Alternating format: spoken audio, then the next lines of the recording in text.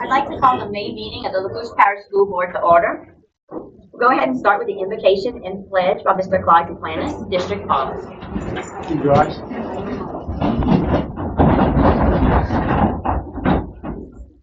Loving and gracious God, we praise and thank you for another day on this earth. Bless all of our endeavors, especially today's meeting, as we seek to do your will. Give us your grace so that we may effectively do our part as public servants and lead this district with confidence and unity. May your love surround us, your peace calm us, your shield protect us, and your wisdom guide us forever and always. We ask all of this in the name of your Son, Jesus Christ. Amen. Amen. I pledge allegiance to the flag of the United States of America and to the republic for which it stands, one nation under God, indivisible, with liberty and justice for all.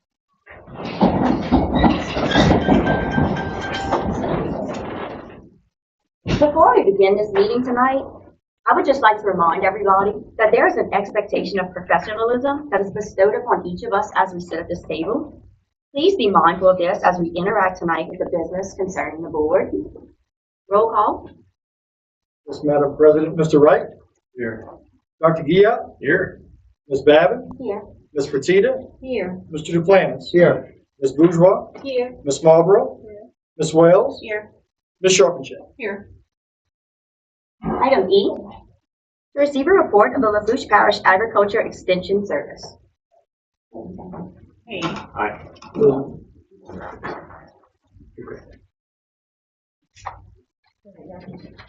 Becky Gotro, Parish Chair, Area Nutrition Agent for the LSU Ag Center.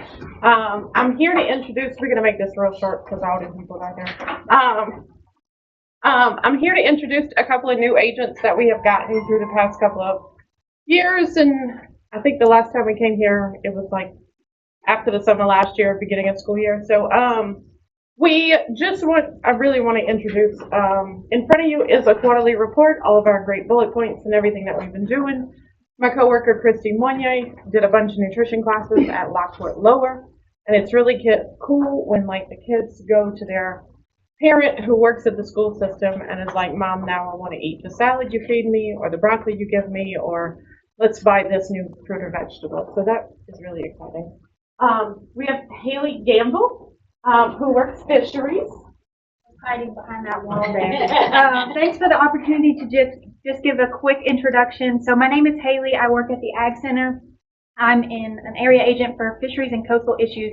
I also work for Louisiana Sea Grant. Our main office is in Baton Rouge. So I do a lot of crawfish production. That's working with the crawfish producers, but I also have the opportunity to work with Louisiana Sea Grant's education and outreach team. So I just put together a grant to extend our Coastal Roots program in 2 Lafourche schools. I've been here about 8 months, but also looking forward to getting integrated with some teachers in Lafourche as well as Terrebonne, which I cover, to do some more programming and some more activities that we have planned, like wetland days and doing some environmental stewardship. Thanks. We now have Suzanne Trotsklayer, who is a fantastic 4-H agent. Hi, it's always good to be home. Thank you for having us. We have been blessed to be able to serve about 1,000 students in Lafourche Parish, both in all of our public and our private schools within the parish, including e-learning and students who are members at large, who are either homeschooled or possibly in VAL throughout the parish. So thank you for the opportunity to continue to be in the schools. 4-H is the biggest co-curricular club in the world. So we appreciate that opportunity to serve all of these students as we form them into global citizens. A couple of highlights of things that have happened recently. On April 22nd, Thibodeau High School was so gracious to host 4-H's Achievement Day, which is our big contest day of the year, and hundreds of students go and compete for awards and honors, and we appreciate the ability to rotate that between Thibodeau High School, Central Lafourche, and South Lafourche each year. We also have just finished up with our shooting sports program. We have about 150 students in Lafourche Parish in our shooting sports program, and the purpose is to develop them to be better marksmen and safe hunters and safe marksmen. That's the purpose of the program. We just received an NRA grant to help with that, to help with ammunition and supplies for students who cannot afford that, to forward our program. We had 56 students who qualified for regionals. 36 of those qualified for state, and we have a Central Lafourche student, Mr. Parker Richard, who will be representing Louisiana at the National Shooting Sports Competition in Nebraska. So kudos to him, and we appreciate all you do to support 4-H in the parish. Thank you. It's really cool to see some 4-H kids behind us receiving awards and being awarded today. Randy Lynn Toops is our A&R Agriculture and 4-H agent. Hey, so my name's Randy Lynn Toops. Like she said, I started back in July of 2021. So I've been with the Ag Center for almost 2 years now. My main focus is with beef cattle and forage. In the past year, you know, we've done a Master Cattleman program. I had some guys come and learn about every aspect of the business to be able to dive deeper into their cattle industry. And expand their knowledge there. I'm also active in the Lafourche Cattlemen's Association. I cover Terrebonne as well as Assumption. We also just recently had a field day at Mr. Brad Prejean's down in Lafourche, which was really successful. Cattlemen were able to come. They have new drone technology that's coming out for cattlemen to be able to spray their pastures, and being able to give demonstrations on what pesticides to use on certain weeds. Also, right when I started was right before Ida hit. So I had a lot of experience there with being able to facilitate, giving out donations to all of our producers right in the beginning. But I'm excited to keep working with producers and putting on educational programs for them and also helping out with 4-H and other programs in the office. Thank you. Any questions? No, we're good? Yes. I don't have a question, but I have a comment. Yes, I don't know the other ladies, but I'm so glad to see Suzanne Trosclair back. She was a dynamite 4-H leader at Raceland Upper, so it's good to see her in that role at the top. In the very few, 8 months that we've had? Yeah. She's been a dynamite agent. She had Raceland Upper rocking with 4-H. Yeah, so we're ecstatic to have her. Yeah. And Randy Lynn, her mom was a teacher in the district for many years, and she's a graduate of Central Lafourche High School. Yes. So glad to see you there. Yes, ma'am. I want to say y'all are power players, because especially getting out there with the cattle, and because we're considered minority when we're farmers in this industry. And I love it because anytime I have a question, you guys have an answer. And if you don't have an answer, you make sure I get that answer. So y'all, these are some great ladies. They know what they're doing. Thank you. Great. Y'all, great night. Thank you very much.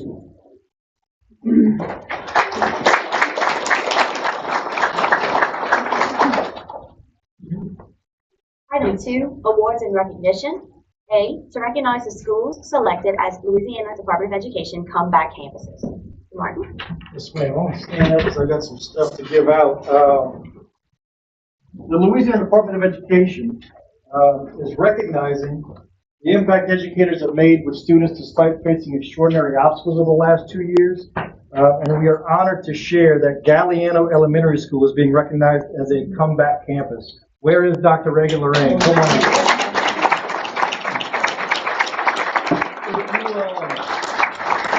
If you don't know Dr. Reagan Lorraine's campus, yeah, I'm going to embarrass you. Dr. Kay Brumley, the state superintendent of schools, actually came down and recognized Dr. Lorraine and her staff for the work that they've done. What this means is that a huge pandemic occurred and kids have lost the ability to perform basic math and English, science and social studies. Her school is now performing at a level higher than before the pandemic. So it's a really big achievement. That's why it's called the Comeback Campus. Dr. Brumley came down and gave this award to her and her school. We wanted to recognize her and also acknowledge the fact that she is a semifinalist as a Principal of the Year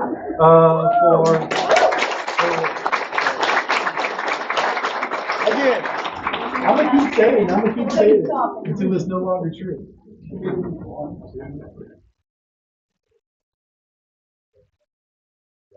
Got it. All right, good job.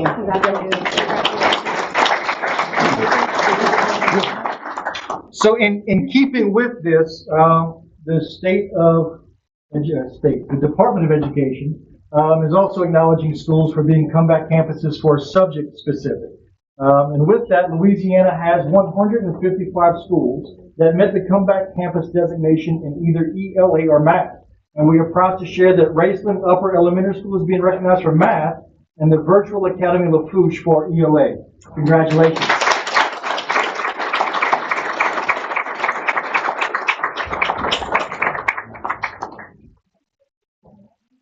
All right. Lisa, if we can get you over here. Mr. Adams, get you over here and get the whole group in, okay? Now there's no room for me. We did it. We're good. We did it. Let's get the four of them then. Yeah. All right. 1, 2, 3.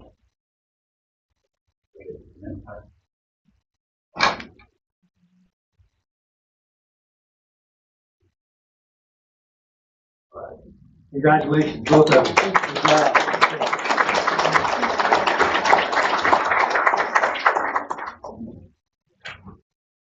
Item B, Lafourche Parish School District Student, Staff, and Group Recognitions. Mr. Martin and Ms. Babbitt.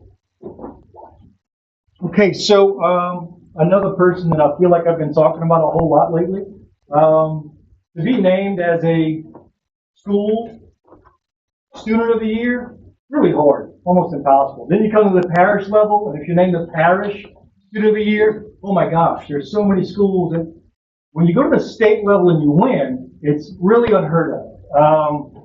She made me cry last time. Blakely Valley would get up here.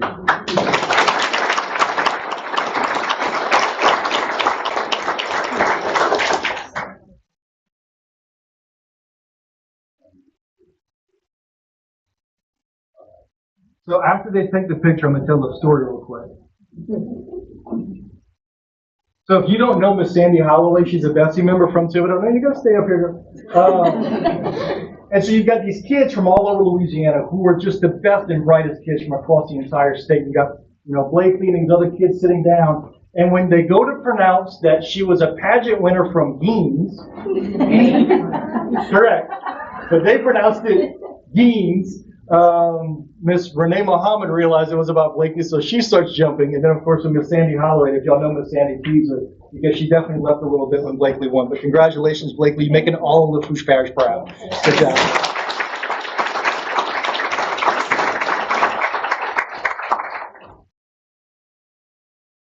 In keeping with our award recognition, the next group of recognized students are elementary students. Those students. Okay. I think he jumped. I think it's Mr. Delphin. Well, then I misspoke. Mr. Delphin will actually announce the names. The secondary? I think we're doing that next month. Middle? You know what? Let's do it now. He's here, right? So, look, it's not on the agenda. Introducing new administrators. Mr. Duckham just looked at me. He's like, Norman. Not on the agenda because today was his first official day, but because of all the excellence that's happening at Raceland Upper Elementary School, we decided to steal one of their own and promote him to be the new principal at WS Lafourche, Mr. Norman Evans.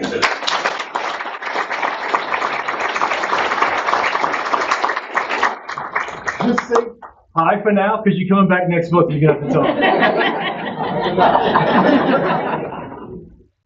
Okay, you have the next nominees, or? Yeah, I got some names. Okay. Okay, so with the student recognitions beginning that tonight, the first student that we're going to recognize this evening is a student from Thibodeau High School who is a National Merit Scholarship finalist. And on top of that, she also found out today that through that program, she's also going to be receiving an additional $2,000 scholarship to go to LSU, Miss Grace Ridgway.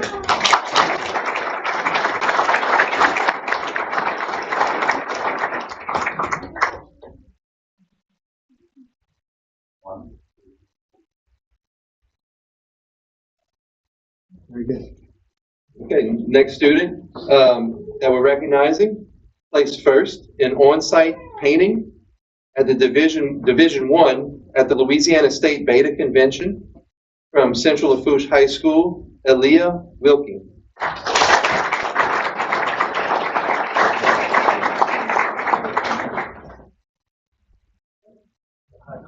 Only a girl that uses a hot Next student placed second place in the Louisiana 4-H Commodity State Ambassador Contest for the Louisiana Crop Division 1 from Raceland Upper Elementary School, Porter Gotro.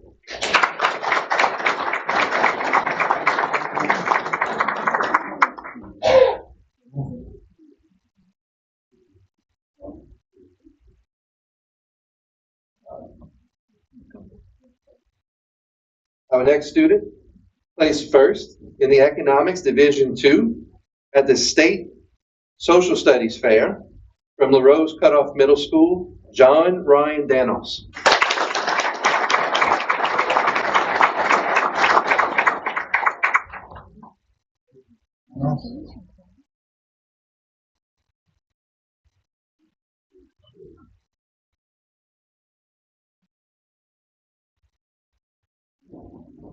Next, we have two students that placed at the FCCLA State Leadership Conference. The first student from Central Lafourche High School received gold, and that is Anthony Plazos.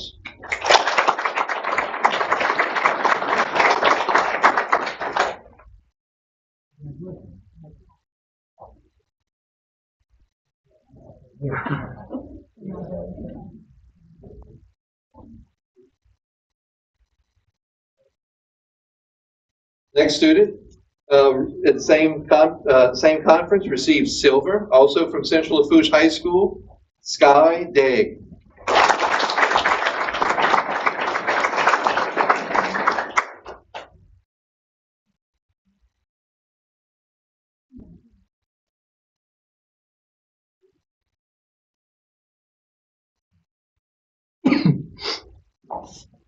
The following students were all selected to the Louisiana High School Athletic Association's All-Academic Composite Team. From South Lafourche High School in the sport of baseball, Connor Chesson.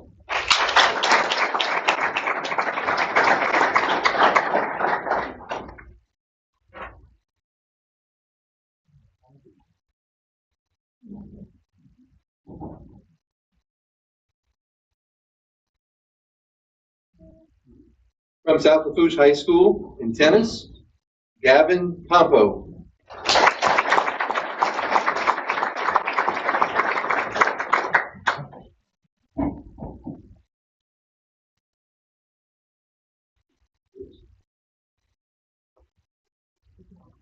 From Thibodeau High School in track and field, Marilyn Dupree.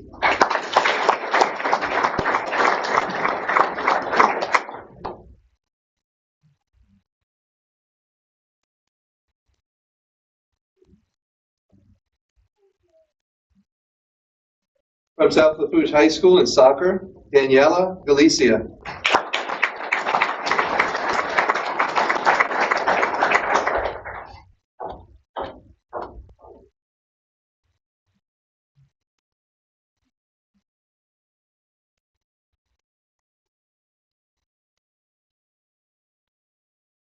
From South Lafourche High School in tennis and soccer, Ethan Gisclair.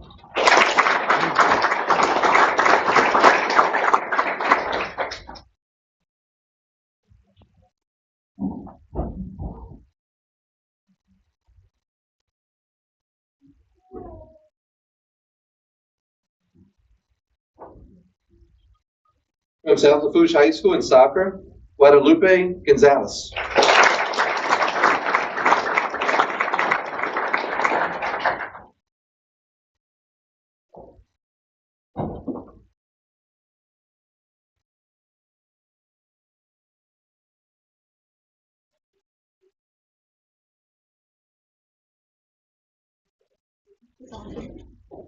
From Thibodeau High School in track and field, Garrett Kramer.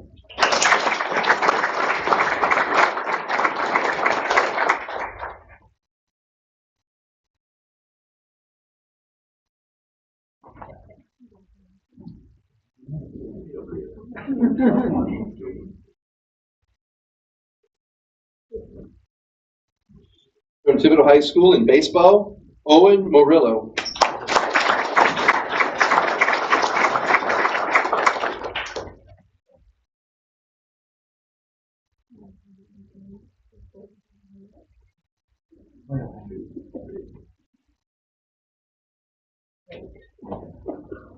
From South Lafourche High School in soccer, tennis, and track, Braden Perez.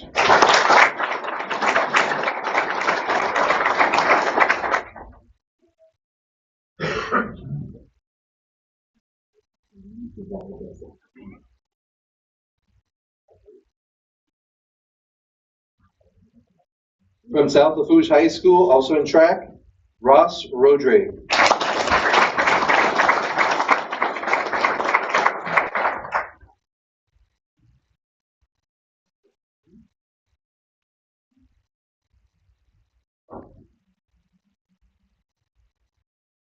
The models.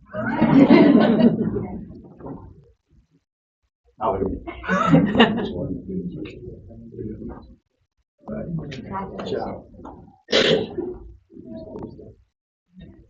From South Lafourche High School in soccer, Kylie VG.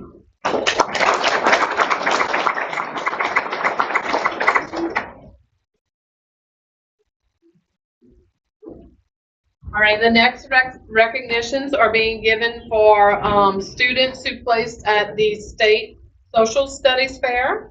These are group recognitions. The first set of students from LaRose Cutoff Middle School placed first in the History Division 2. That is Michaela Bienvenu and Noah Smith.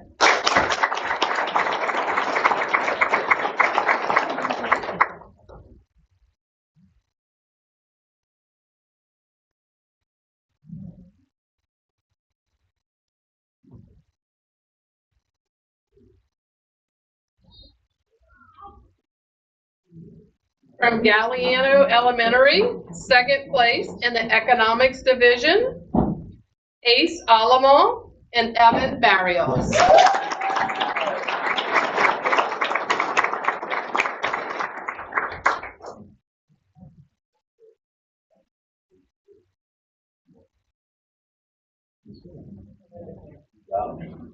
I think.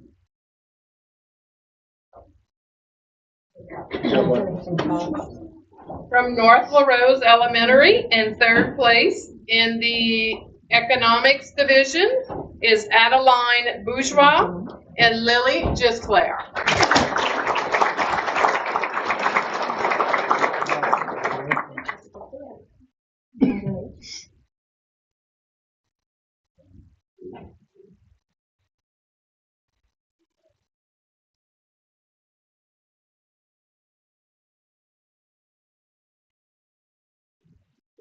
From South LaRose Elementary, in third place in the Anthropology Division, Zoe Kiles and Natalie Sosito.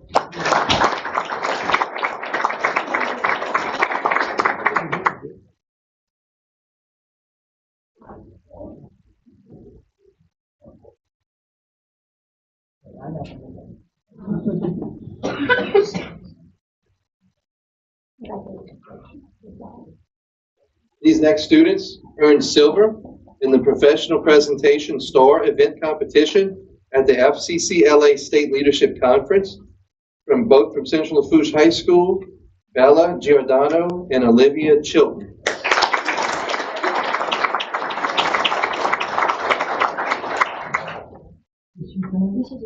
Not a problem.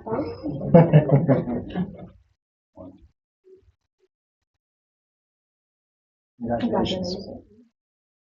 And our final group placed third in the two-dimensional banner design at the Louisiana State Beta Convention. These students are from Central Lafourche.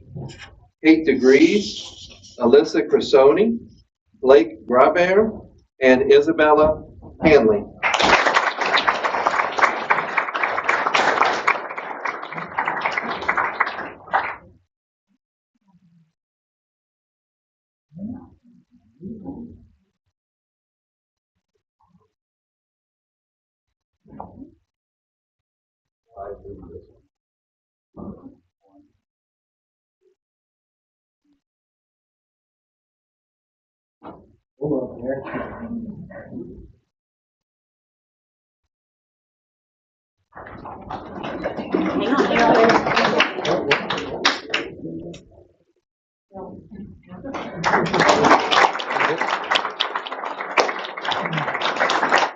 Folks, I can't thank you for being here. Thank you enough for being here tonight.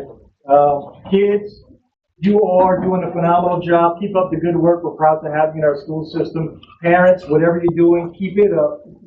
What's amazing about the awards and recognitions that we're seeing here tonight is how well-rounded these kids are. They're not just performing academically, but through athletics, arts, so many ways to be involved, and we're so proud of what you're doing. Parents, we know what that means to be that involved, so thank you for what you're doing for allowing the kids to participate in this much. I know my parents would have never let me do that many things when I was that age, but it is not because they didn't love me, it's just a different time for me. Well, look, it is time to go eat dinner. I think that you're owed a meal in the city of Thibodeau. Don't go to Homa, it's a terrible place. And be safe on your way home. Thank you all so much. Have a good one.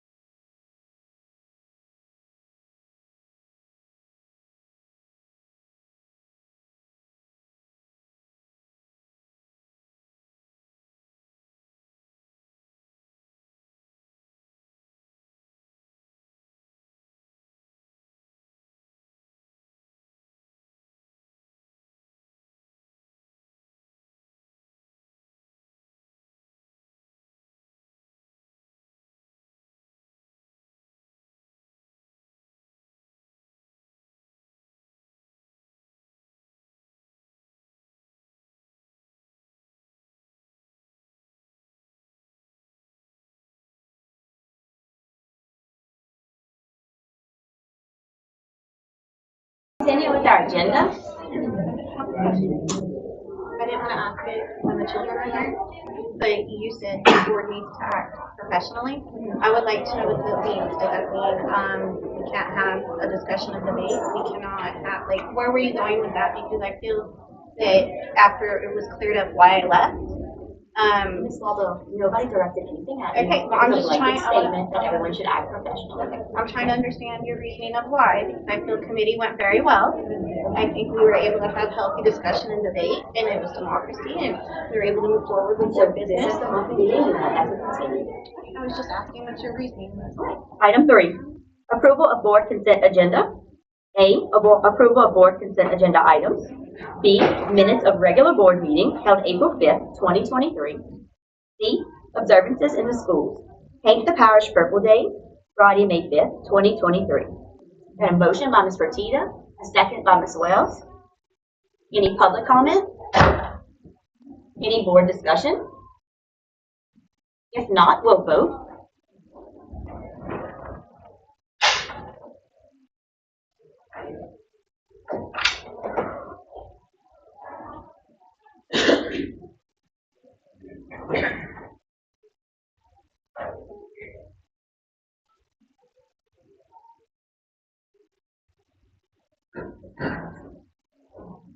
Motion passes. Item 4, approval of policy and academics committee recommendations as per meeting held April 19th, 2023. Dr. Viad?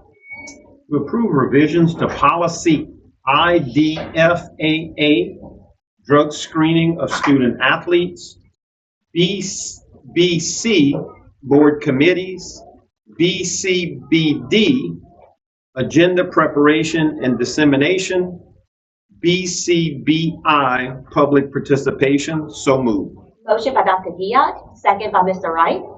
Any public comment? Any board discussion? Ms. Marlboro? I have a question. How are we gonna do this? Cause, there's 4 items stacked and I have questions on several of them. Is it gonna stop me and then we come back and then we go again? Like, how are you gonna direct it being we stack 4 items? How about if we go ahead and start with the first, and then you can ask your questions on that one, and then we'll go ahead and see if there's any other comment, and we'll go to the next one. So the IDF, AASF, and Mr. Wright brought up a good point in committee about drug screenings with people that have a prescription for medical marijuana. We do know that it does help kids that have seizures. We do know that it has a purpose. Our state makes it legal for that. And Mr. Martin wasn't here because he was celebrating Ms. Blakely's big win. And I was wondering if that had gotten any more thought of what the answer would be to that. If I remember correctly, Mr. Delcom, you spoke on that item, right? Okay. Would you like to speak today? Would you like to answer that question? Anytime a student tests positive for something that is they're prescribed, we notify the parent. Of course, anytime a student is positive for anything on one of these tests, but at that time, the parent would have an opportunity to provide documentation showing us that it is a prescription medication. And once we receive that documentation, the student is cleared and they continue their participation. Anyone else would like to comment on that item? Okay, the next one is BBC.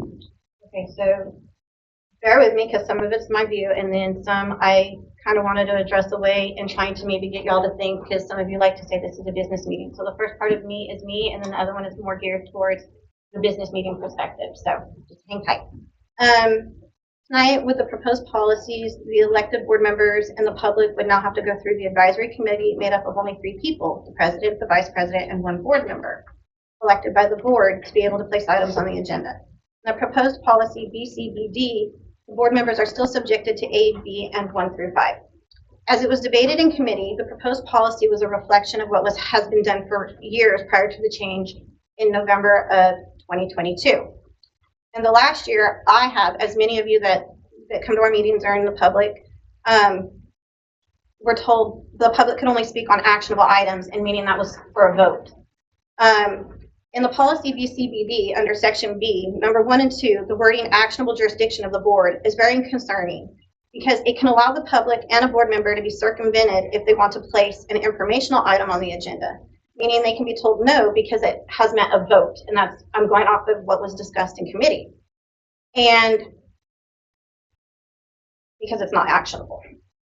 And so the public and the board member would not be able to have an agenda item put on because it's not falling into the criteria of 1 or 2 because it's not actionable. And I don't want that to become a problem where it's going to be circumvented if someone feels they need to come, or I need to be able to say my constituents want this on the agenda.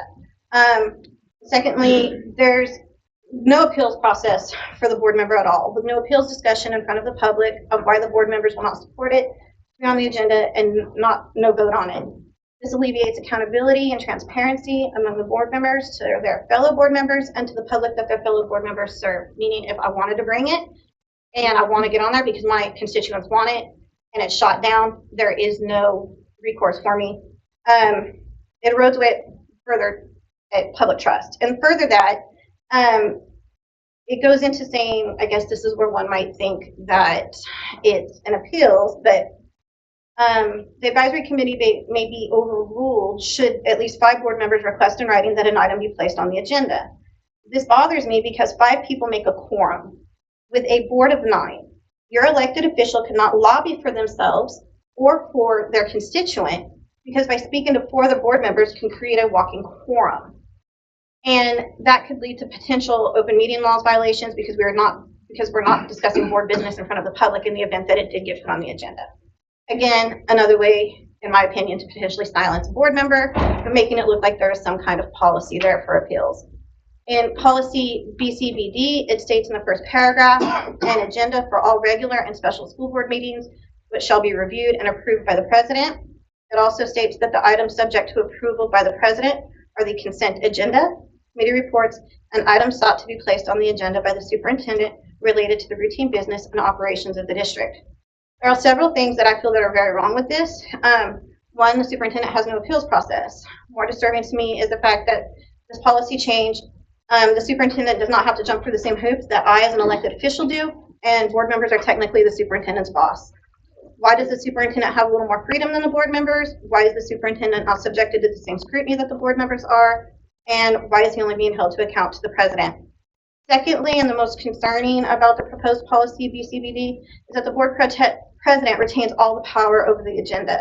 It states committee reports, and by definition, committee reports are recommendations of what needs to be heard at the full board meeting, including the advisory committee's recommendations. So if by chance we make it out of committee to be placed on the agenda, the president wants to silence someone, the president can by not allowing the item on the agenda.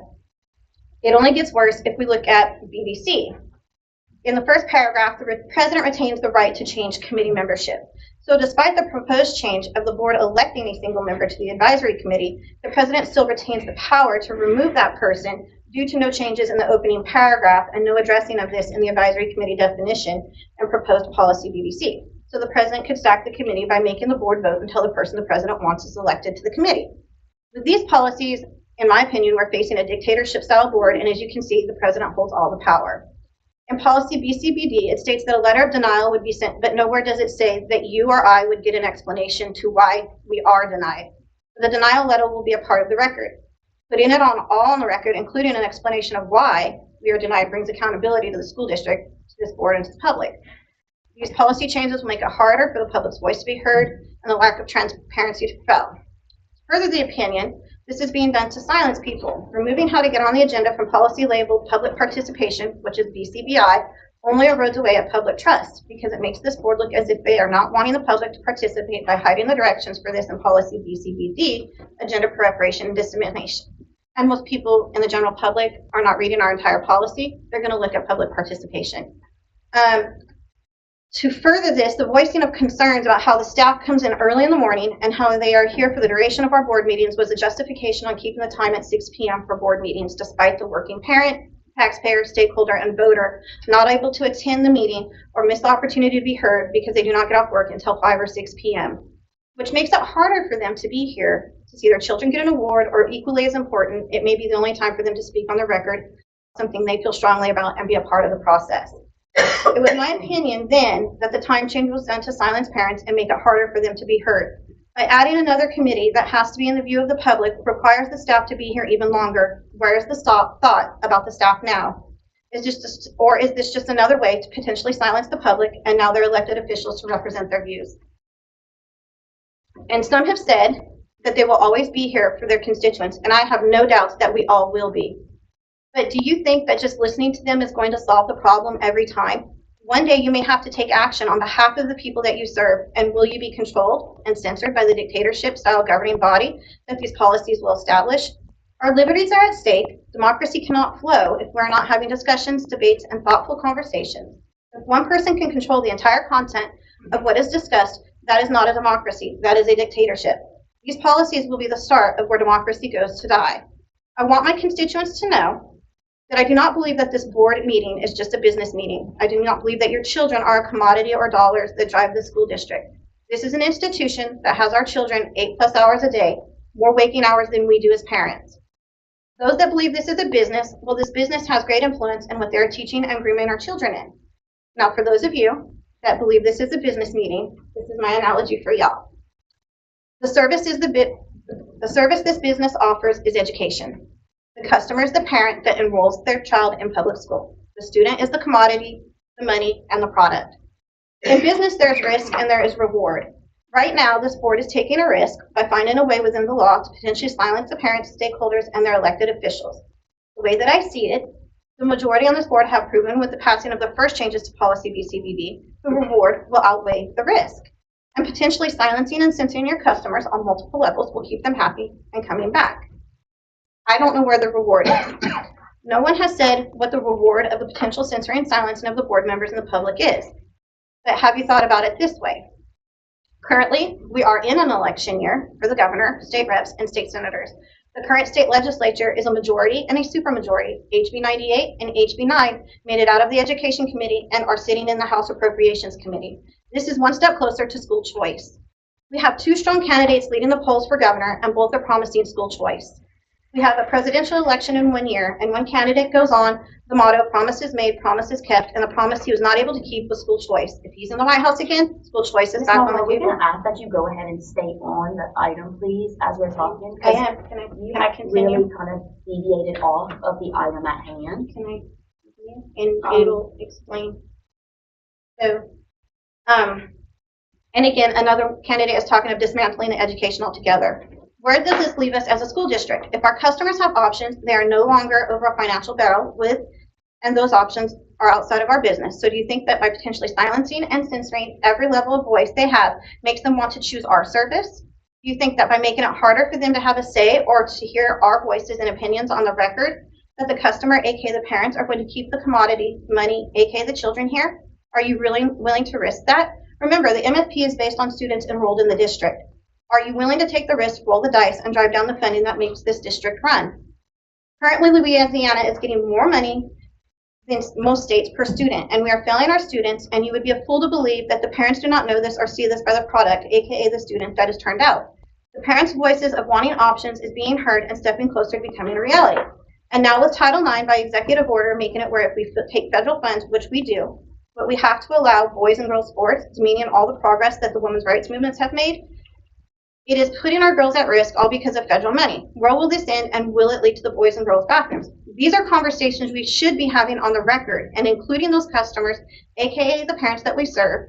We should be wanting to hear what the public and the parents that we serve have to say on these things. That is the only way that we can let our lobbying group, LSBA, know what is best for the community we serve, and we cannot do that if we do not let the public or the elected official be heard on the record. Keep in mind, we do pay LSBA a lot of money to represent our values and beliefs, and that should be based off of the community standard. The risk is now outweighing the reward. School choice is possibly coming, and when it does, if the silencing and censorship continues, the one thing that the customer, aka the parents, can do is remove their children from public school system, get the voucher that will provide states equivalent of the MFP money as the bill is currently written, and make sure we do not get a dime of that. If enough customers, aka parents, have enough, they can serve it up to us by taking away that commodity that we need to run the school district. How many jobs would we have to cut, or would we need to freeze raises again? We know the road that has taken us down, the poaching of our teachers to other districts, and us being in a bind. Would we have to start asking parents to provide more money than we already do for many of the extracurriculars or supplies? The costs get passed on to the customer, aka the parent or taxpayer. Worst case scenario, are we heading towards Chapter 7 or 11 if enough kids leave? By passing this policy, you are setting the stage for your customers. You are creating a brand for this school district, and this is this dictatorship style the brand that will bring the customer, sustain the customer in the long run, and keep the money here with this business. You are setting the stage. Choose wisely, and remember that by playing the game, you are being played rather than paving the way for the people you are elected to serve. I am asking that the proposed policies, BCBD, and BCBI, be tabled so that the author of this policy can work with me to amend these areas. BBC needs to state in the first paragraph, and the president shall be given the option to change committee membership with the exception of the advisory committee. Policy BCBD, the wording actionable needs to be removed. Policy BCBD needs to have an appeals process that goes to the entire board for discussion and vote. This will alleviate a possible open meetings law violation, and that was the advice per the DA and Mr. Amity when I called this afternoon.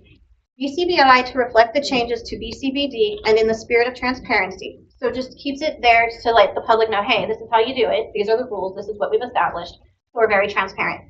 And I move to motion for this to be tabled. Okay, I have a motion to table an item. Do I have a second? Do I have a second? Motion dies. So let's go back and let's look at what we're looking at. I'm going to read the motion. Well, Dr.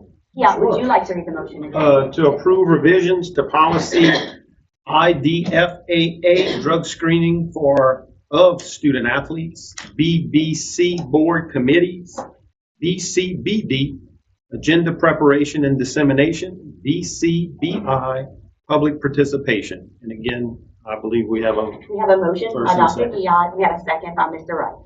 Okay. Any further board discussion? If not, we'll vote.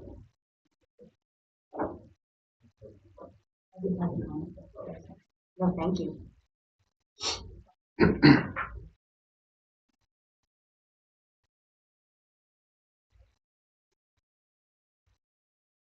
Motion passes.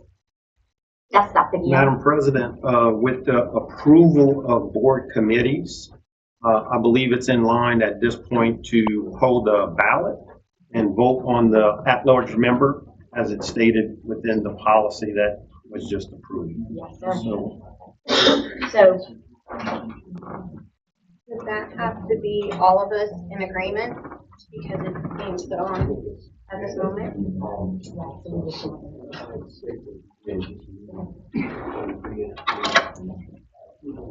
By approving the policy, we have now opened it. Members of the board, your policy, once approved, states that you then must elect a board member to serve as a third member of the advisory committee. So by doing that, that would be in line with the recommendation of the committee to essentially adopt that policy. It would have been presumptive to put that as a separate agenda item because you would first have to approve the change in the policy itself. So I think this is in line with what you have just approved by adopting that policy to then elect a committee member to serve as a third advisory committee member. so point of order, Yes, sir. are we nominating individuals? Yes, we will open, that's what my next statement is. Thank We'll you. open nominations for the third member at large. Ms. Wells? Ready to nominate? Yes. I would please. like to nominate Ms. Buffy Lynn Sharpton. Ms. Charpentier? We're just gonna go ahead and we're gonna ask for nominations 3 times. So any other nominations? Any other nominations? Okay, I so move that nominations be closed. we'll go ahead and close nominations. And if you have all been provided a card, since we only have one person running, we don't have to vote. So. My card's back. Congratulations. You're going to be the newly elected member at large to the advisory committee. Thank you very much. All right. Just as a point of information, the advisory committee is the president, the vice president, and the member at large. Thank you very much. Okay. We'll go ahead and continue with our agenda. Item 5, approval of business committee recommendations as per meeting held April 19th, 2023. Ms. Fertitta? A, to approve with respect to adopting a resolution canvassing the returns and declaring the results of special elections held in the Parish of Lafourche, State of Louisiana, to authorize the levy of a sales and use tax therein and Consolidated School District Number 1 of Lafourche Parish, State of Louisiana, to authorize the rededication and extension of an ad valorem tax therein on Saturday, March the 25th, 2023. So moved. Motion by Ms. Fertitta, seconded by Dr. Diot. Any public comment? Any board discussion? If not, let's vote.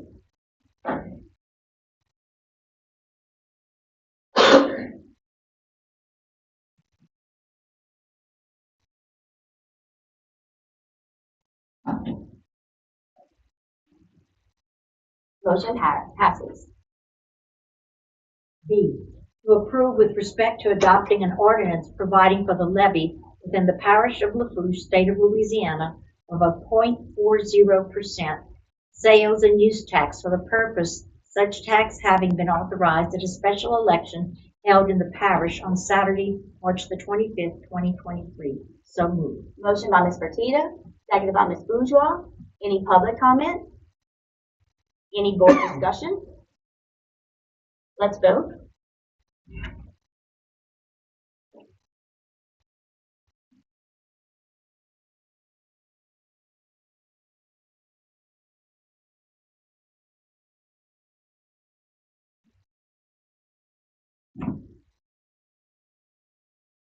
Motion passes. C, to approve the millage rate resolution for rates that apply to the 2023 assessed rolls and take appropriate action. So moved.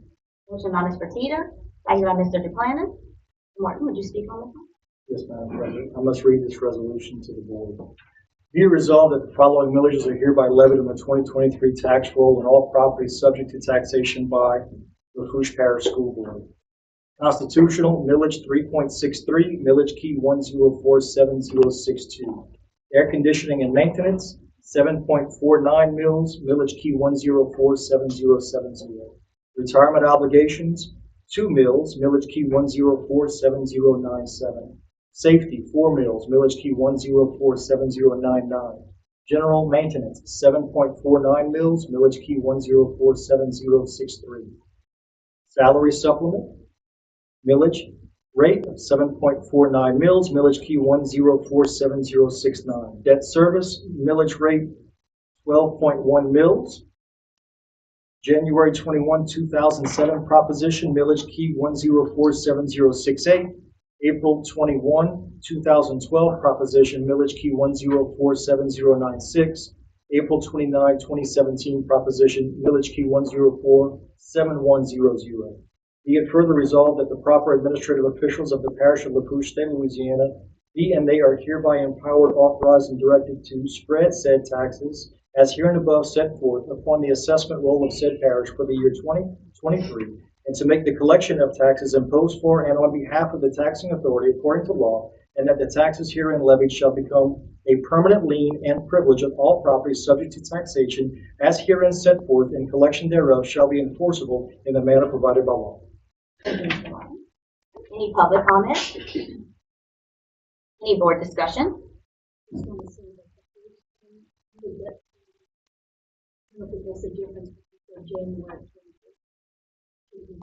It does make a difference. It's not the same month. July 21, 7/21/2007. Thank you so much. Any further board comment? If not, we'll vote.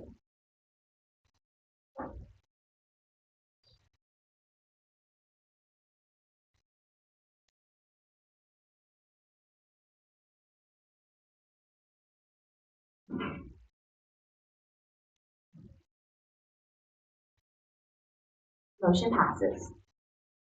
D, to approve the job description of the Indian Ed Cultural Support Resource position. So moved. Motion by Ms. Fertitta, seconded by Ms. Wells. Any public comment? Any board discussion? Yes, yeah. I'm gonna call out Miss Brenda Robinson. Now you know you have to get up here. So this job description was developed to outline job duties for contracted individuals through the Indian Ed grant. So many of these individuals are elders in the Native American community, and so they do activities such as regalia making, jewelry making, art, things like that. So Ms. Brenda Robichaud can speak to that much better than I. Thank you. Brenda Robichaud, 4416 Highway 1, Racine, Louisiana. Thank you for allowing me to come and address the board with this so important issue for our students. Indian Education works quite closely with our tribal elders. They have a knowledge that is really important to be taught to our youth, whether it's through summer camp or parent meetings or just whatever gatherings that we have. So some of the things that they'll teach is, if they're teaching beadwork, they're teaching math. They're teaching traditional medicine, the way our elders healed a long time ago, our They're teaching science. And so it goes on and on, right? All the traditions are taught in the academic realm. And so our elders, as I had shared previously, did not have an opportunity to receive an education. A lot of our elders have a seventh grade education, if any education at all. So when it came time to being able to employ them for teaching at our camp, they didn't meet the qualifications. They didn't meet the job description as it was written. And so working with Ms. Jimmy here and others, we formed a committee in how we could address that, because the information that they share with our students is just invaluable. And so we're really fortunate that this job description was brought before committee and it passed, and now it's coming before you to be able to approved. So that way we can make sure that all of our traditional knowledge is passed on to our children, and that we can compensate our elders for coming and sharing that knowledge with. One more thing I would like to add is in the Indian Ed grant, the mandate is for LEAs to provide both academic and cultural opportunities and experiences to those students who qualify at the Indian Ed. And so when you write that grant and it's funded for both aspects. So that's what Ms. Brenda's speaking to, and all of this is through that grant. So we ask that it be approved. Thank you. Thank you so much. Any further board discussion? Hang on a second. Ms. Marlboro, please. Okay, why don't we just go around the table? Okay, So we'll go ahead excellent. and start. So I just have a question. So this is multiple positions or a position? It's not actually a position. So we contract individuals through the grant for specific events. So it's not a part-time position, it's not a full-time position, it's an ancillary contract. So it could be any number, right? Yes, sir. Whatever fits our need at the Whatever time or the the need. event is focused Yes. on, Awesome. whether it be regalia or what have you, we would seek out a cultural expert in that area and contract them to present that. Because I was thinking one person may not know Correct. all they need to know. Right? Correct. So awesome. And in addition, it's a wonderful thing to see the elders of the community with the younger generation. It's very powerful. Thank you. I just want to applaud the program because it is so important for you to continue teaching your culture to the young people, and besides that, it gives the seniors a chance to feel needed and a chance to keep them busy. We know what happens to a culture when people don't pass it on to their children. So congratulations to you. I'd like to thank Ms. Brenda for volunteering her personal phone number to Ms. Jimmy. And have it on speed dial for a while. Because I do look at you as one of the elders. Not against the age, but just to say, Miss Marion, yeah. I figured you over you. Thank you very much for your service to the Indian education to Lafourche Parish. I'm ready to. I look at it as like they're consultants, a teaching consultant. So I'm very happy with the program and that you guys do. I'm not sure if I think we're going around. Yeah, No, I think we're like the three moms. So we have kids in the school system. That's why I don't know if their kids are a part of Indian Ed, but my children are. And I know when Miss Greta was there, I'm not Native American, my husband is. So my children are, and he worked. So I had to go to the meetings and learn, and they were grateful. I was so grateful because they taught me what I needed to teach my children. And I'm excited for this because I want to see it grow and grow and grow, because I enjoyed it when it was really pumping before the pandemic, and I'm hoping we can get back to those big numbers again, and I'm very excited. So. Yeah, I would just like to say I love this program as well. I'm not Native American. I can remember being in elementary school and having Miss Cody coming pull the kids out for things and me being jealous because they get to be pulled out and seeing all the tribal dances. And also, I think it's great that this program has gone this long and is still thriving. Thank you. I just wanted to express my appreciation for everyone's hard work in compiling the job description in the way that it's written, because allowing those elders who do not have formal education, but have that wealth of knowledge. They're not only educating the students in the Indian education program, but they're educating those who are going to carry on those traditions, who may not have the firsthand knowledge as the elders did. They're learning it from those people just as our students are, and it's going to be on their shoulders to carry on those traditions further. So I think that this education that's being offered by the elders, who may not be educated according to a textbook, they have such a wealth of knowledge, and the education is going to be twofold. To the adults who are going to carry it on, as well as the children who are learning it. So thanks to Ms. Jamie, to Ms. Brenda, and the team who did this.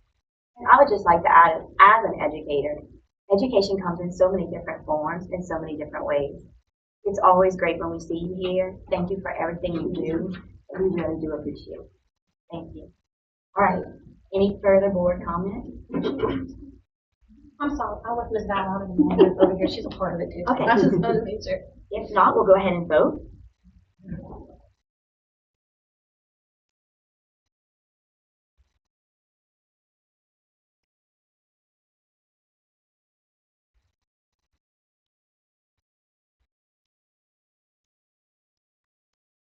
Motion passes. Letter E, to approve the American Integration Contractor's proposal for a new cloud-based security camera system. So moved. Motion by Ms. Fertitta, second by Ms. Charpentier. Any public comment? Any board discussion? If none, we'll vote.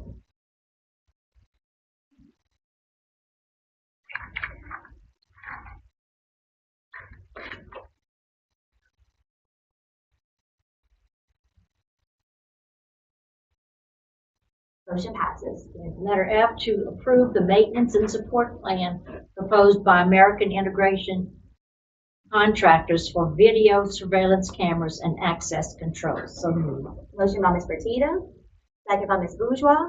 Any public comment? Any board discussion? Let's vote.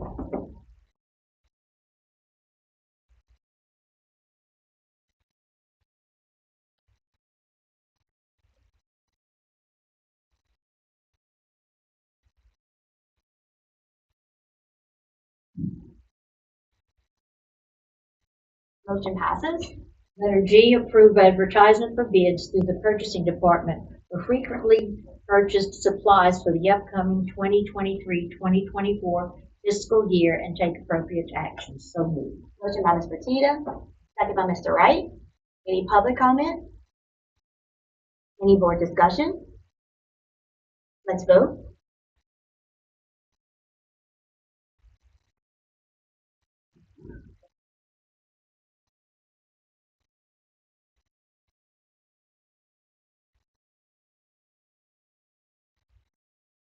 Motion passes. Letter H, to approve the proposal of Postal Wait and Netterville for the external auditing services for fiscal years 2023, 2024, and 2025. So moved. Motion by Ms. Fertitta, second by Dr. Guillot. Any public comment? Any board discussion? We'll vote.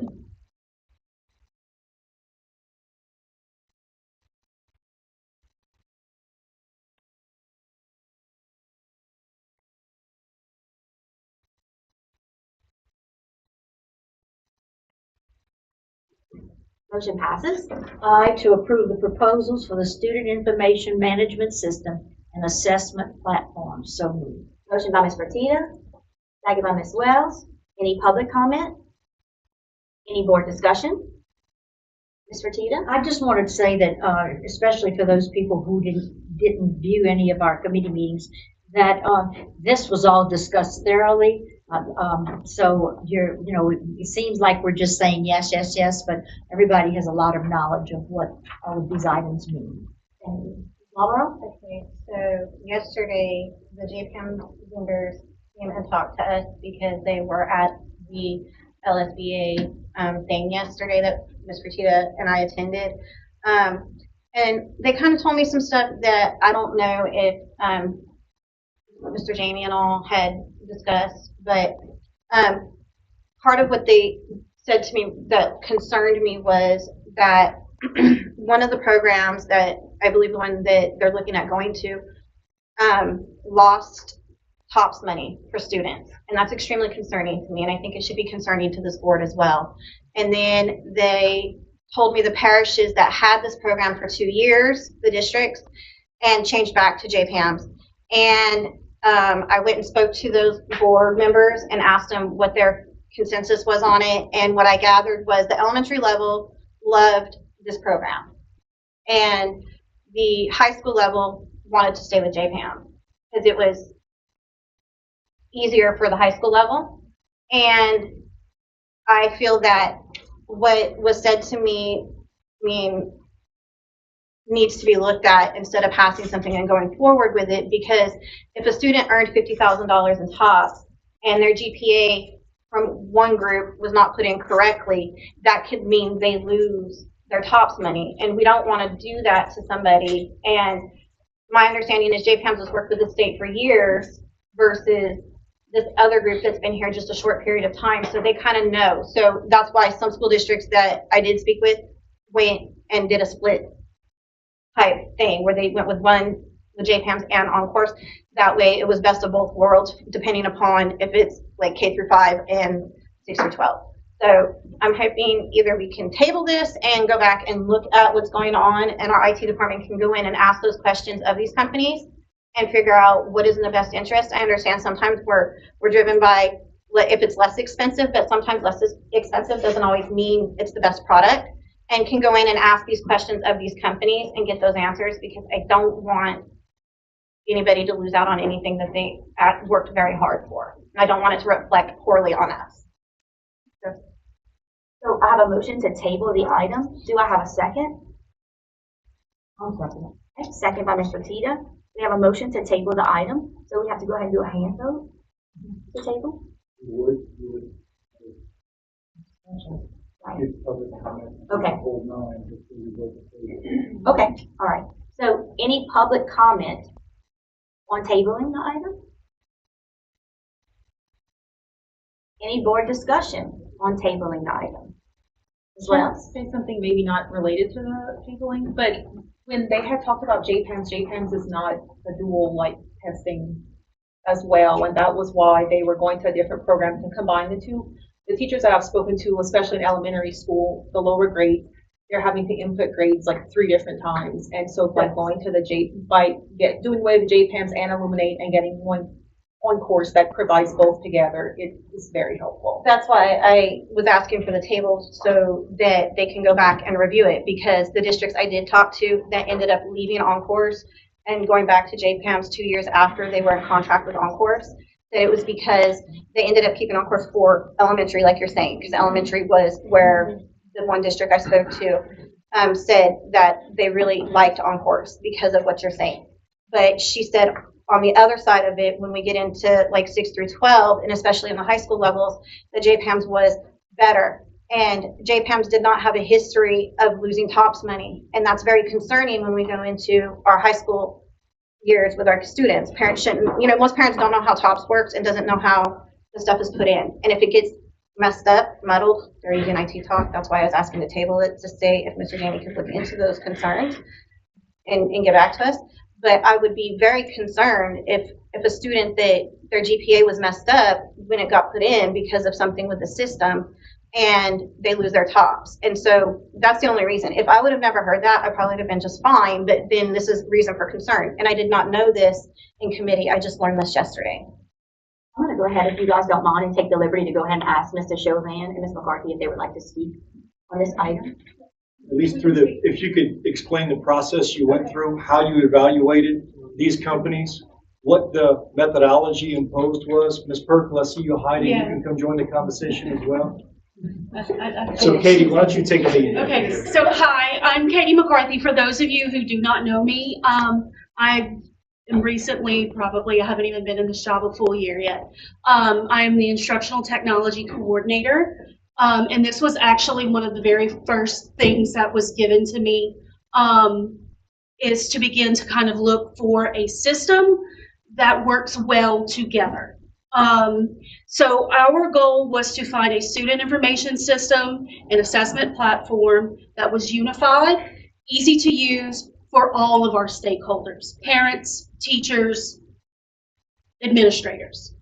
So our RFP outlined the mandatory and desired features and functions, and it included a functionality checklist that was very deep. It had 11 tabs of information. It ran the gamut. So each of the vendors who submitted had to self-assess themselves on whether they could complete those functions that were either mandatory or desired. 5 vendors submitted an RFP. 1 was excused because they could not perform the scope of work. 4 vendors were then asked to demonstrate their product to a panel of a committee of educators. So product demonstrations were held.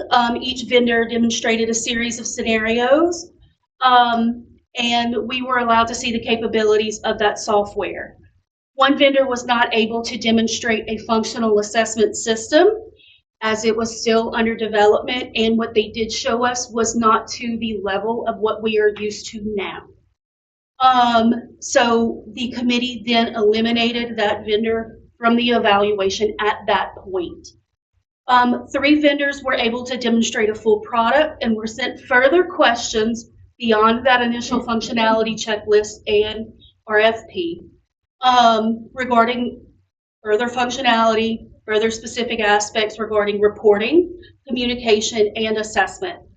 All of the committee members were allowed basic software access from each vendor for a trial. So we were able to go in and try the products out.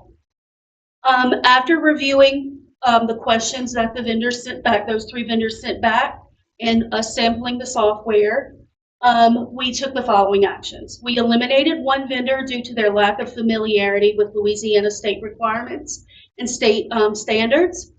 We eliminated another vendor based on 2 factors. The hands-on trial of the software, which proved to be less user-friendly than any of the others, and the cost of the software itself. It was rather exorbitant. After that, we asked further questions of the final vendor, which were extremely focused for these state reporting, special reporting, to clarify all of those very nitpicky things that we depend on in our school system. And so therefore, that's why we recommend on course. We have done our due diligence, and we believe that it can provide the most unified and user-friendly solution. I think it fits the goal. Thank you very much. Hang on a second, please. Yes. Did that due diligence include talking to other districts that had used it? Yes. Can you speak to that? Christy, would you speak to speaking with other districts, because you have the better relationship? I reached out to the particular district that Ms. Grover was referencing. They were with On Course for 4 years before they left and returned to EdCare. They had a change in leadership, a new superintendent, and that's what spurred the return to EdCare more than anything else. They also were with that software company at its very beginning in Louisiana, and so it was not a very well-developed product at that point. It is now a substantially better product. I've spoken to Bossier, who was the first district that On Course went with when they came to Louisiana, and Bossier is one of their driving parishes in developing their product. I've been very impressed with it. We've spoken to, forgive me, I'm going to say the wrong direction, but East Baton Rouge? West. You were corrected that you're going to say the wrong one. Flip the coin. They also are an On Course district, and they have been very pleased with their assessment as well as their student information system. Outside of that, I would like to say that I handle student records for the district. I'm the one that reports transcripts to the state for the, among other things, OPS money. That is a system that, while it is based on our student information system, is verified outside of it. So if a district lost OPS money, that's on the district, not the software. We check that very, very carefully. Madam President, one more, Yes, sir. if you may. Yeah, go Can you ahead. also speak to the difference now, because the testing platform will be the reporting platform for the grade, what that means for a teacher and how this change helps Yes. them? Okay, so this is where some magic happens, because the system is unified. And guys, I'm out of the classroom a couple of years, so I still know what it's like to be in the classroom and be a teacher. So because the assessment platform, which we run all of our district assessments through, because it's unified with the student information system, it's graded, and all the teachers have to do is verify and push a button, publish to Gradebook, and it's there. So it's going to it's going to give teachers time. It really, and that was kind of our driving factor, is we want to make sure that we have a product that is good for our teachers, but it's good for all of our stakeholders as well. Ease of use for parents, being able to look up grades is going to be game changing. Excellent. Thank you so very much. Okay, so further board discussion, Mr. Tina. I just want to remind the board that you can second something without actually proving it. You know, you just want to open up discussion for the entire board. So I just wanted to remind you that it's not necessarily that you approve of it, but you want the discussion to take place. Thank you. Okay, hang on one second, because you already had a turn to talk. Does anyone else would like to speak before? Ms. Charpentier? I would just like to say that I feel more comfortable hearing directly from Ms. Katie, and Mr. Martin and I had a conversation because I was solicited by someone with some information indicating that perhaps this might not be the best transition for us. However, now getting the information that you provided with the timing that these other districts who had issues, knowing that it was a newer system that had some issues, knowing that those have been worked out. And then additionally, not to discount what someone from JPAMS might have said, but I mean, they're potentially losing a contract and they're going to speak more positively on their own behalf and not on the competitor. So I feel like you have to take those suggestions and those little pieces of information that you get from the sources and consider the source and really kind of get down to the bottom of it. So it sounds to me like we vetted this and I feel okay with it. Anyone else? Okay. Ms. Marlborough? Okay, so a question for you because I want to put it together with what she had said. I'm sorry, I don't remember your name. Ms. Christie. Ms. Costanza, she's, I don't know if she's on the body for LSBA. Do you know what school district she's from? Because they said hers was 2 years and she said 4 years. So I had talked to someone obviously that's different from another district. And I understand people want to keep their contracts, but when it comes to someone saying TOPS money was lost for students, we do need to have the discussion to make sure that this isn't going to happen here. It's not to say, oh, this person's wanting to do this or that. It was, I could see through that, but when you start talking about TOPS, and a lot of our kids work very hard for that, and I was very impressed with the TOPS system when I moved to the state of Louisiana because it wasn't based off of a financial need. It was based off of the academics of the student and the hard work that they put forward. And we don't want that to get lost. So doing our due diligence to have the conversation about it, to be able to ask, you know, y'all, I wasn't saying y'all didn't do due diligence. It's just when something like that comes, we need to talk about it. And I didn't have it in committee to ask you, so I would have asked then. And that's what that is about. It's not to say this is because someone just said, well, they want to keep their contract. That's alarming when someone said TOPS. Outside of that, I would have been, it's very obvious what Ms. Buffy would have said if it was in that context. Thank you very much. Any further board discussion? So I'd like to remind you that right now on the table, we have a motion and a second to table the item. So I'm assuming we'd have to do a hand vote now. So anyone, all those in favor of tabling the item, a hand vote please. All those in favor of not tabling the item, right? The motion to not table, the motion does not pass to table the item. I didn't ask a question. I just wanted to ask. Did our teachers physically, like a few of them, participate with y'all? Okay, so you had several teachers. Were they from multiple grades?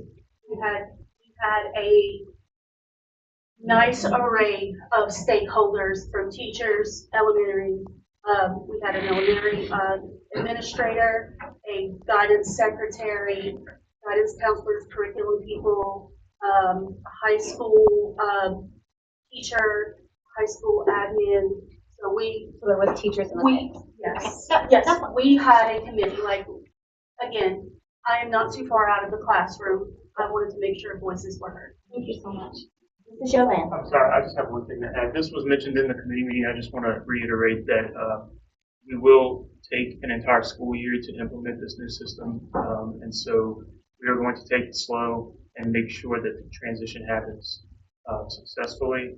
And OnCourse has made it clear to us multiple times that they are committed to making this transition seamless, as well as tailoring the system to meet our needs. And so if we come across something over the course of that year that we would like to see in this system, and they have the ability to put it in place, that'll give them some time to develop, software to kind of meet our needs, especially when it comes to specific reports that we're looking for or specific assessments or things like that.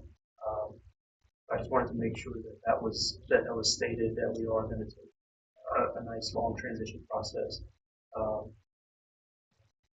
We're not trying to make teachers have to do things twice, but I think doing those actions in both systems will allow them to kind of see how things were done in the old one. Thank you very much. So I would like to thank Ms. Katie, Mr. Showback, and Ms. Christie. We do appreciate you. Thank you very much. Okay, I'm going to go back and read the item again. The item is to approve the highest scored, most responsive, and responsible vendor OnCourse for the Student Information Management System and Assessment Platform for a 5-year contract and a total cost of $1,245,813. We had a motion by Ms. Fertitta and a second by Ms. Wells. So we're going to go ahead at this time. We'll go ahead and vote.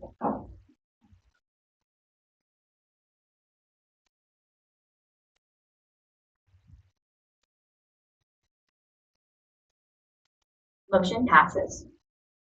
Item 6, approval of Land and Facilities Management Committee recommendations as per meeting held April 19, 2023. Mr. Duplantis. A, to accept a change order request for Thibodeau Middle School to add 1 day to the contract due to inclement weather. So moved. Motion by Mr. Duplantis, seconded by Ms. Fertitta. Any public comment? Any board discussion? If not, we'll vote.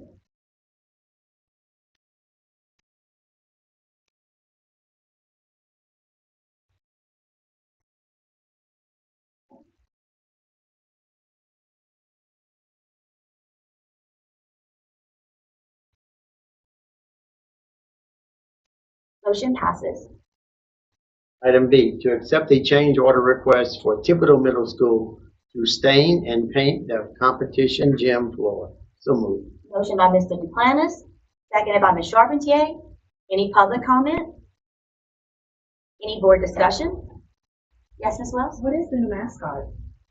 Do we know? Warriors. Wow. Anyone else? Okay, let's vote.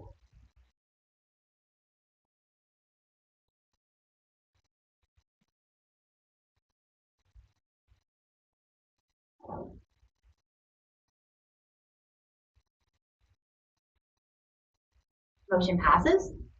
Item C, to accept a change order request for security phase 6 at 6th Ward Middle School. So moved. Motion by Mr. Duplantis, seconded by Ms. Wells.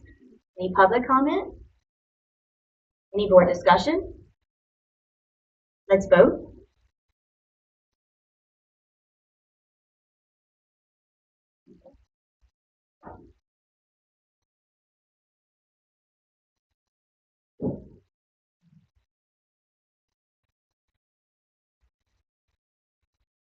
Motion passes. Item D, to approve the low bid for Hurricane Ida repairs to La Rose Cutoff Middle School. So moved. Motion by Mr. Duplantis, seconded by Mr. Wright. Any public comment? Any board discussion?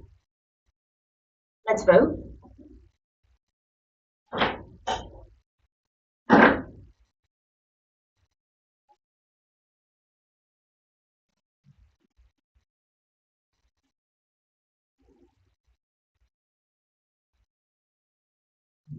Motion passes. Item E, to accept a change order request for La Rose Middle School for their re-roofing project. So moved. Motion by Mr. Duplantis, seconded by Ms. Bourgeois.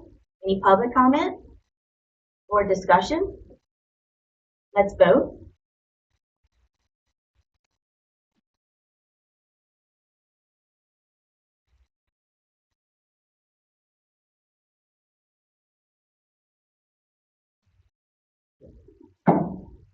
Item F.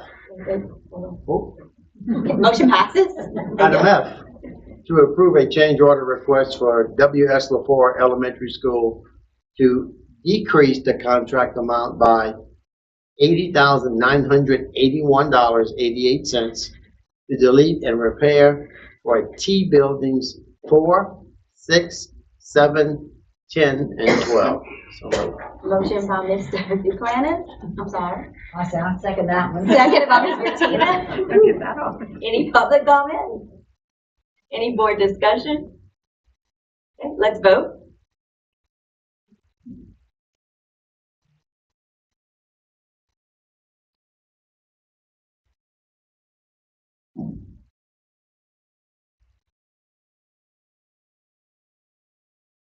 Motion passes. Item G, to approve the change order request for W.S. Lafourche Elementary School to replace exterior light fixtures on building number 2 in the amount of $971.48. So moved. Motion by Mr. Duplantis, seconded by Ms. Wells. Any public comment? Any board discussion? Let's vote.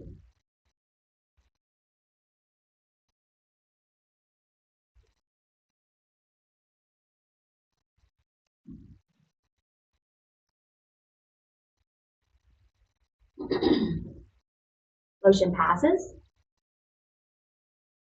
To approve a change order request for Lockport Upper Elementary School to add $9,765 and 5 additional days to the contract to move furniture in and out of the classrooms in order to remove and replace the flooring. So moved. Motion by Mr. Duplantis, seconded by Ms. Charpentier. Any public comment? Any board discussion? Let's vote.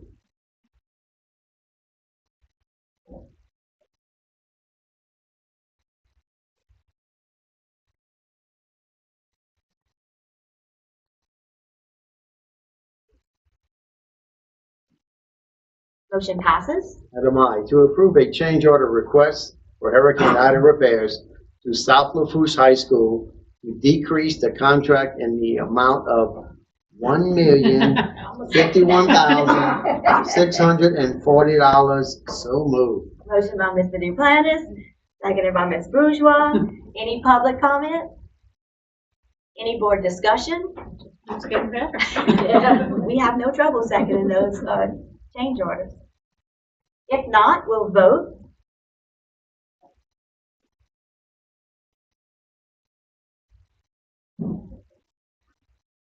Motion passes. Item J, to approve the high bid in the amount of $4,010 annually from the Lance Nacio for hunting and fishing privileges on Section 16, Township 19 South, Range 20 East. Please tell me I'm saying this right. Ponishan? Yeah. You got it. Brenda left, so. Motion. Motion, so moved. Okay, motion by Mr. Duplantis, seconded by Dr. Giat. Any public comment? Any board discussion? Okay, let's vote.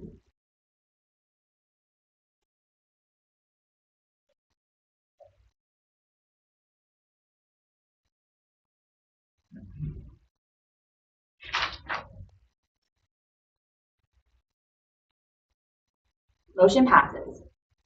Thank you, Mr. Duplantis. Item 7, new business.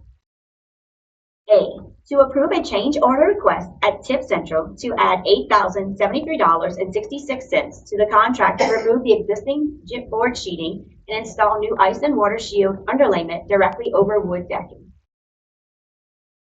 Motion by Ms. Bourgeois, second by Ms. Wells. Any public comment? Any board discussion? Yeah, I'd just like to explain why is this new business. When the shingles were peeled off of the Tip building, there was an underlayment there that wasn't supposed to be there. And it didn't allow for the shingles that were there prior to be installed properly. We certainly couldn't go back with tar paper and reinstall shingles on an improper substructure. This change order is to dry the building in to give the designer time to go back and redesign what the permanent repairs will look like. Many of you, because of Hurricane Ida, know what the underside of a shingle roof should look like, and it's plywood. This is tongue and groove, and not plywood. And then on top of the tongue and groove, there was this rubber like insulation in between that instead of floor paper. So we're going to go back to design.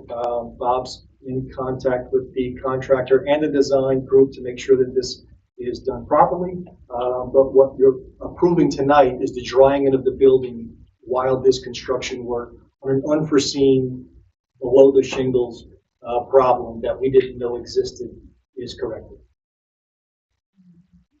Any further board discussion? If not, we can go ahead and vote.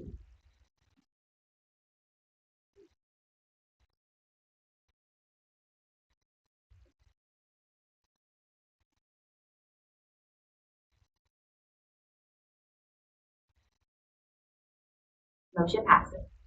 Now, we do have a request to add an item to the agenda. Would you like to read the item, and then we'll go ahead and ask for a motion?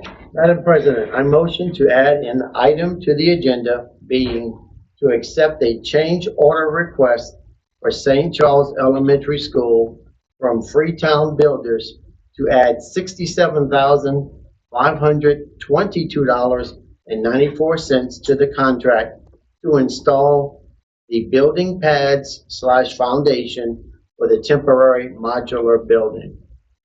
So we have a motion by Mr. Duplantis. I need a second, Ms. Bourgeois. Now, in order to add an item to the agenda, we do need to take a hand vote. So all those who want to speak? Could we potentially get Mr. Justin to explain why this is coming before the board? Hello. This change order is to facilitate the installation of the building pad that's going to be required to set up the modular building. We had, after procuring the modular building, they indicated that there was a requirement, the soil bearing capacity was required. The building was 2,500 PSF. The geotechnical engineer that we had go out and assess the soils indicated that the soils did not meet that. So we had to design a pad to meet that requirement and have that installed into the project in order to get this building installed. If you have any questions, I can. Will you explain why this has to be taken action right now? Well, we're under a tight time crunch to get this building in place, so that way teachers can move in prior to the start of school next school year. Marlboro? What is the estimated date if we decide here today that it can be done, that it would be done? If it's decided, we have the contractor geared up to start as soon as possible. I'm asking when the completion date would be. Of the pad specifically, Of everything. Like, if we don't pass it here and we have to wait till June or committee and then get to June, the beginning of June, how far back is that going to push you? It's going to set everything back a month, pretty much, so we wouldn't have the building set up and ready to go until maybe September. I get it done before the school year starts. Correct. Thank you so much, Mr. President. Any further board discussion? So I'd like to remind you that the first vote is going to be to add the item to the agenda. So I'm assuming a hand vote. Okay. So a hand vote. All of those in favor of adding the item to the agenda, please raise now. Yeah. Yes for you. Okay. That would be 8 for yes and 1 for no. Okay. Well, I'm assuming no. Is your vote a no? Okay. All right. So we do not add the item to the agenda. All right. And we'll go ahead and we'll move on to item 9. Not at 9. It's not unanimous. It has to be unanimous to add an item to the agenda. Because there's issues in my own district that need to be repaired. And okay, we're going to go ahead and she asked me. No one has the floor to speak right now. I was out of order. Sorry. Right. So item 9. I don't deserve that. Excuse me. I was answering her. Item 8 would be memorial resolutions. A is Evelyn Tucker, retired teacher, and that's Mr. Wright. Evelyn Tucker, Miss Evelyn Tucker, was hired by the Lafourche Parish School District on August 21st, 1989 as a teacher at South Thibodeau Elementary School. Ms. Tucker retired from Thibodeau Elementary School on May 22nd, 2000, having served Lafourche Parish for a total of 11 years. Ms. Tucker was my fourth grade teacher. Probably was a terrible student at the time. She was a great teacher. I had her and Judy Uze right there by the library. Uze, I still stay in touch with. I have an after school program. She came tutor with me. Rente and Walmart recently. Saw Ms. Tucker probably a few years ago at Tillman Regional Wellness Center. She still recognized me. She told me she been keeping up with my story. And she was proud of me. And I was sorry to hear that she passed away.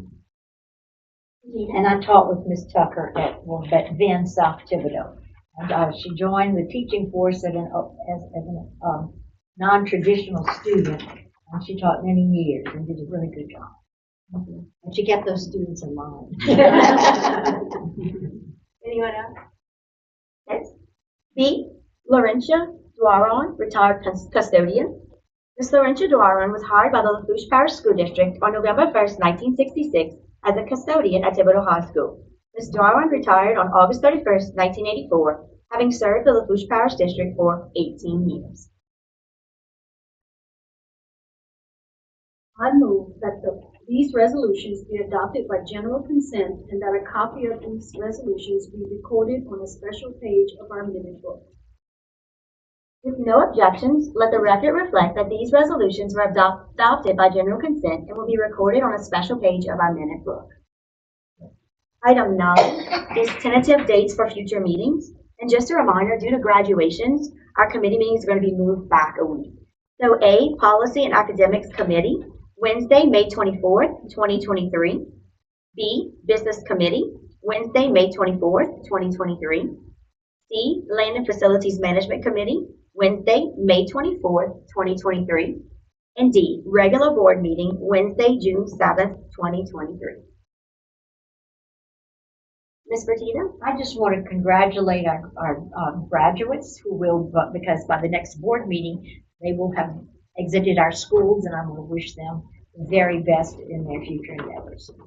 I just want to wish everybody a happy Employee Appreciation Week. Your letter was received by email today, and your mints should be in your campuses tomorrow.